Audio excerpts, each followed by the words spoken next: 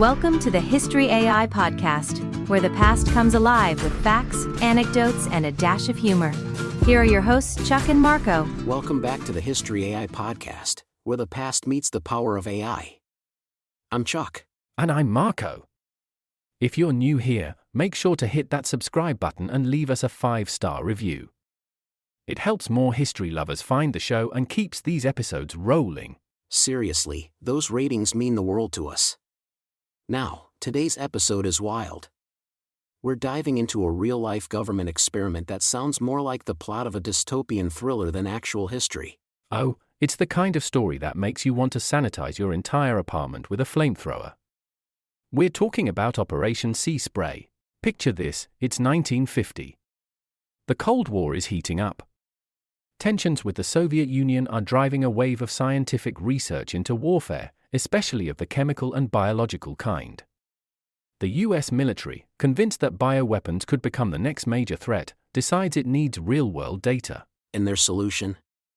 Simulate biological attacks on US cities, without informing the public. Over the course of several days in September 1950, the U.S. Navy released two types of bacteria, Serratia marcescens and Bacillus globigii, into the air over San Francisco. The goal? To study the dispersal patterns and assess the city's vulnerability. But it didn't stop with San Francisco. Operation Sea Spray was just one of dozens of experiments. Another major test was Operation LAC, that's large area coverage. In the late 1950s, the military sprayed zinc cadmium sulfide, a chemical compound believed to be harmless at the time, across wide swaths of the Midwest. Cities like St. Louis, Minneapolis, and even rural areas were blanketed with particles released from planes flying at low altitudes. And again, no one was told. Citizens went about their lives while military scientists tracked how the particles spread, even placing detectors in schools and rooftops. They justified it all in the name of national security. These tests were designed to see how a bioweapon might travel over large distances or infiltrate urban centers. But the ethical lines were completely ignored. There were no consent forms, no warnings, and no follow-ups for potential health impacts. It's like a science fair project with the population as the petri dish. Creepy, right? And incredibly real. Let's get into the gritty details of what actually happened during Operation Sea Spray. Let's take a moment to appreciate that logic.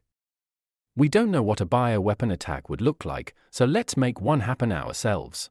Operation Sea Spray was a massive undertaking. The Navy equipped the USS Dixie, a support ship stationed just off the coast, with powerful aerosol generators. These devices released a bacterial fog of Serratia marcescens and Bacillus globigii into the coastal winds. The release was timed and measured to coincide with prevailing wind patterns to ensure maximum dispersal across the city. Over the course of 6 days in September 1950, they launched multiple sprays, releasing what they later estimated to be billions of bacterial particles. The experiment was considered a success because, according to military documents, the bacterial cloud covered San Francisco and penetrated miles inland, affecting hundreds of thousands of residents. To track the results, the military placed dozens of monitoring stations throughout the Bay Area, including hidden equipment in hotel lobbies, restaurants, and even public restrooms. They measured how far the particles traveled and how long they remained airborne. They also evaluated how easily bacteria entered buildings and ventilation systems, simulating how a real attack might bypass city infrastructure to infect civilians. What they learned was shocking. Even minimal releases could infiltrate most indoor spaces. And the results weren't just theoretical.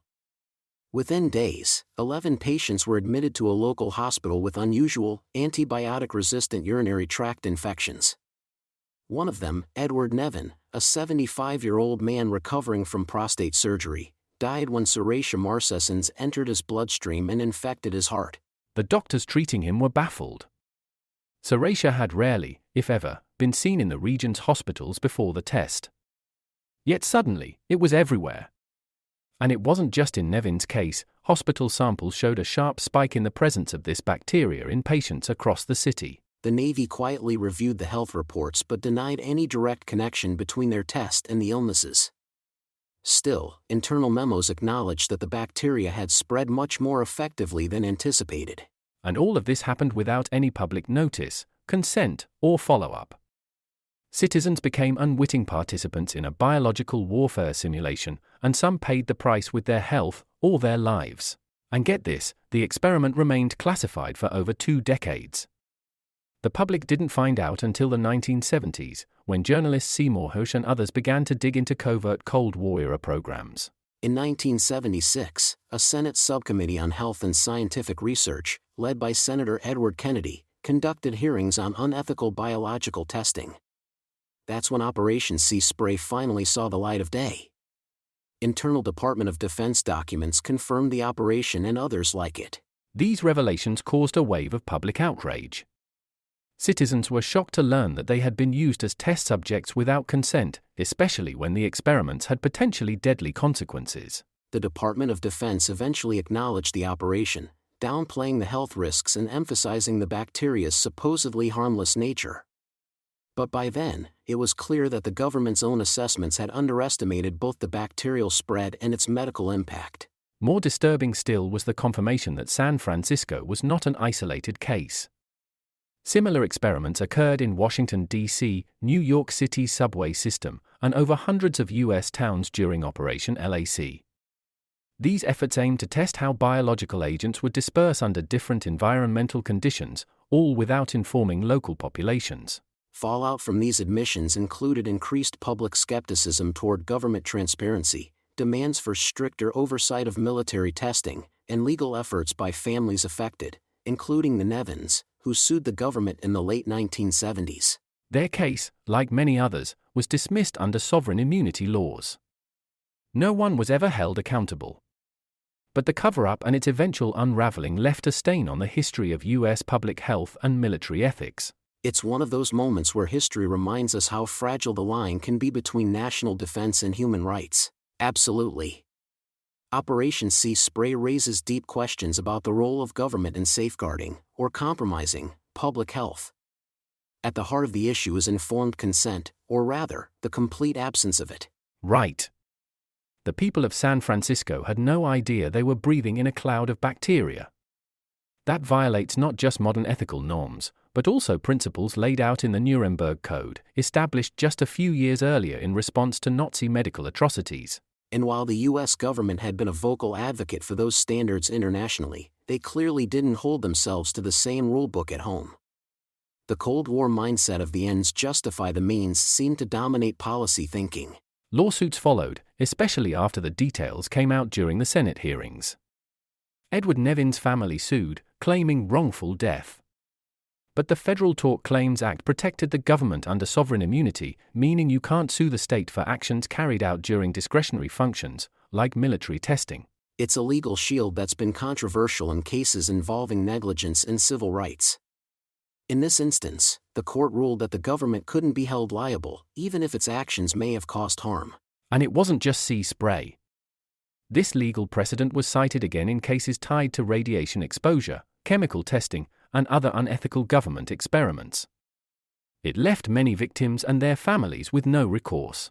Ethically, the entire biological testing program remains a stain on U.S. history. It echoed other infamous government experiments, like the Tuskegee syphilis study, where treatment was withheld from black men for decades, and the radiation dosing of civilians during nuclear development. All of it highlights a dangerous intersection of secrecy, science, and state power, one where citizens become expendable in the pursuit of military advantage. Fortunately, public backlash and whistleblower reports eventually led to the establishment of institutional review boards, IRBs, and stricter ethical standards for human testing. But the fact that it took so long, and so many incidents, to get there is deeply troubling.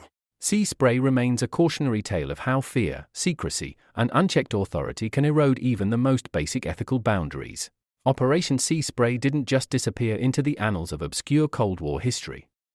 When the details finally became public in the 1970s, it ignited a wave of mistrust toward government institutions, especially those dealing with public health and national security. It became a textbook example of what happens when government agencies operate in secrecy and use their own citizens as test subjects.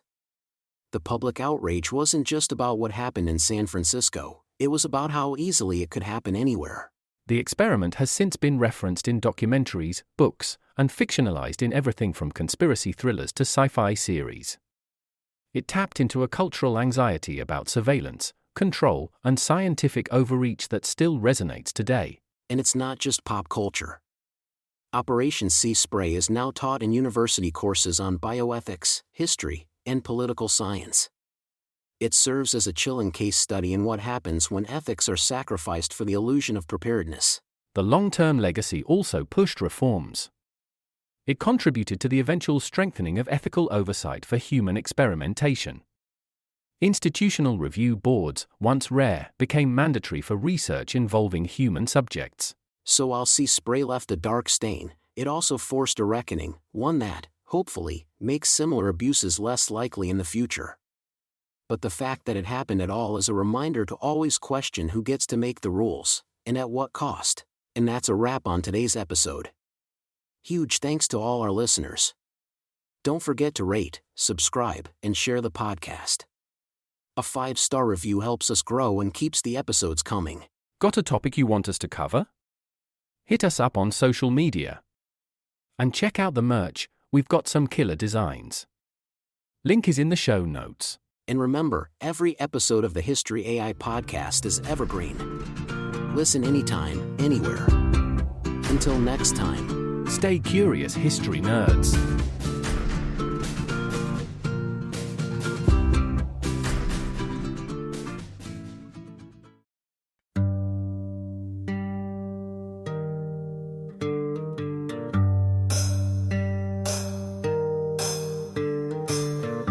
They came in the night, no sirens, no sound.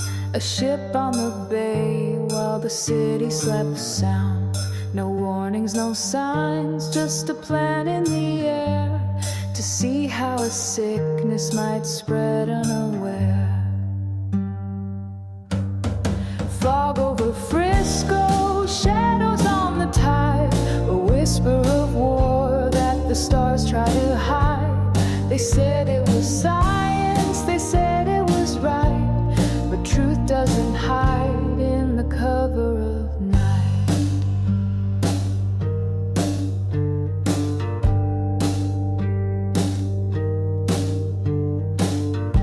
They sprayed it like rain from the decks of the ship, Serratia clouds on a government trip, a citywide test with no names, no consent, just ghost-colored gas and a message unnamed.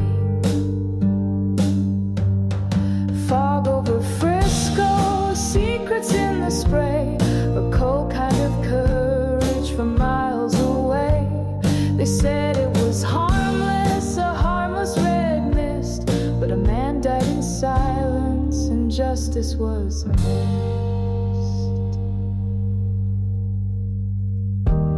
How many more times have the winds carried lies?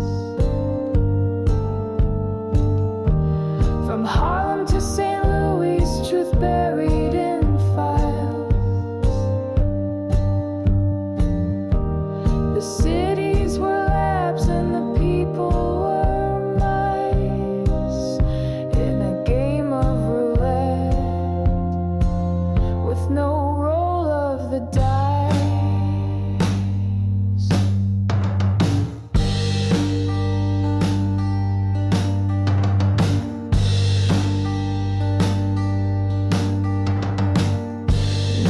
Decades have passed, but the fog still remains in textbooks and coffins and unanswered claims.